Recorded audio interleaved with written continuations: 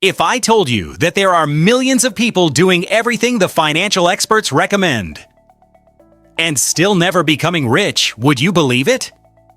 They do not gamble. They do not spend recklessly. They are not buried in debt.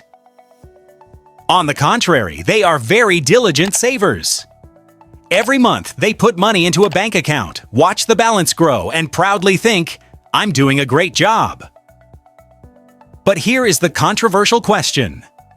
If saving is the key to getting rich, why do so many people save for 20 years and still end up with an amount of money that is barely enough to make inflation laugh? Could it be that what we were taught since childhood was only half true? Leave an honest comment right now. Are you in the saving is king camp or the money should work for you camp? I'm very curious to see which side this debate will lean toward. Part 1. The $10,000 shock. Imagine you managed to save $10,000.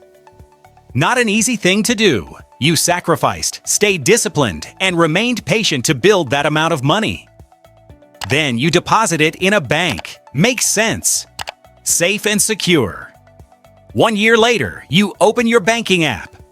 The $10,000 is still sitting there, untouched, and it has earned you $50 in interest.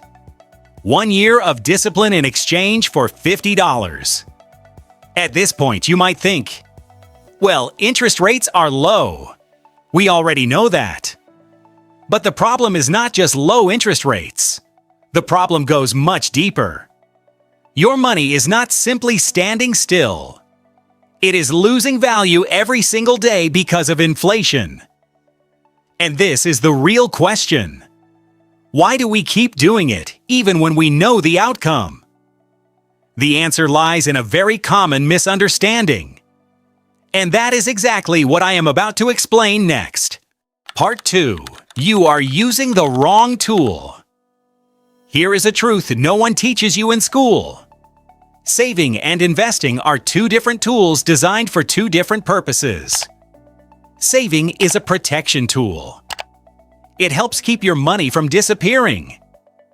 Investing is a growth tool.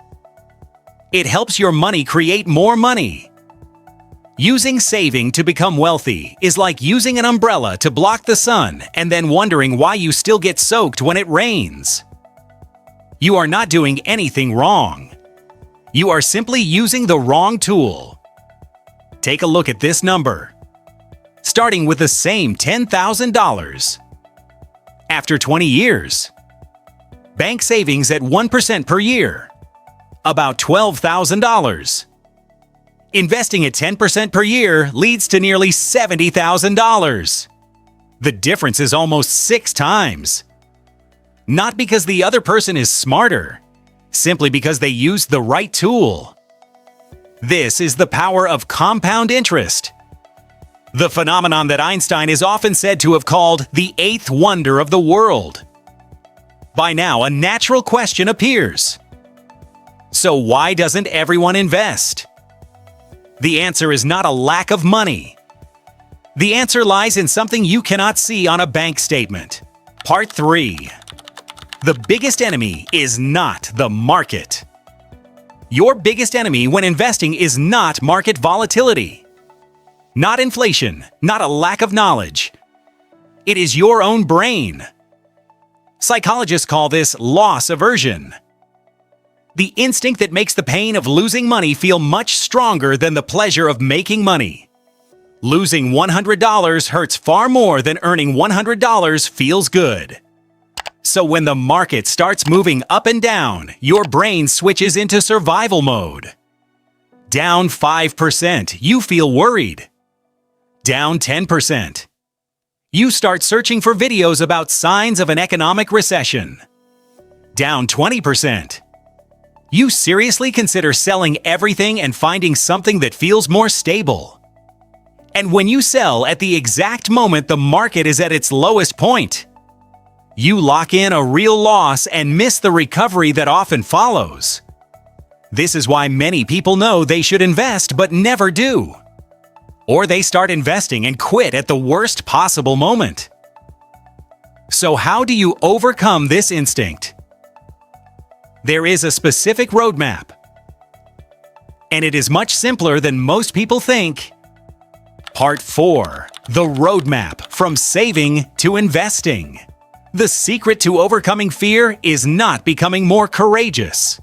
The secret is redesigning your system so your brain no longer has a reason to panic. Step 1. Build a life jacket before entering the ocean.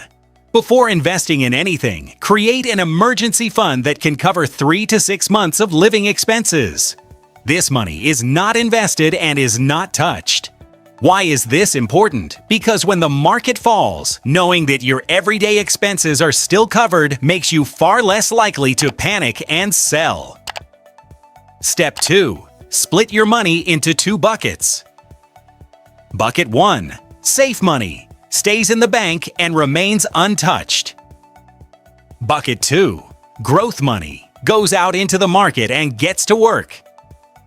This separation is what allows you to sleep well even when the market is moving up and down. Step 3. Start small. Do not try to be a hero. $50, $100. You do not need more than that in the beginning. At this stage, the goal is not to get rich. The goal is to build the habit and become comfortable with market fluctuations. Once you have this foundation in place, the next question becomes, what is the most effective way to invest without spending too much time managing it? Part 5. The most boring strategy is often the most effective. If Hollywood made a movie about investing, the main character would be sitting in front of 4 screens at once, trading constantly and making millions of dollars within a few weeks. In real life, that person usually underperforms the market. Research has shown that the more individual investors trade, the worse their results tend to be. Meanwhile, the people who win over the long term are often the most boring people in the room. They consistently invest in low-cost index funds and do little else. Why does this boring strategy win? Because it removes emotion from the equation entirely. And as we discussed in the previous section, emotion is your biggest enemy. Imagine this: $300 every month invested consistently without overthinking it. In the first year, you barely notice any difference.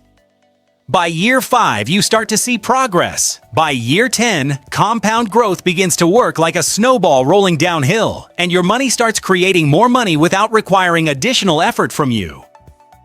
That is exactly the point where everything begins to change. Conclusion: when does money start working for you? Let's look back at the journey we just covered. You did everything right, but used the wrong tool.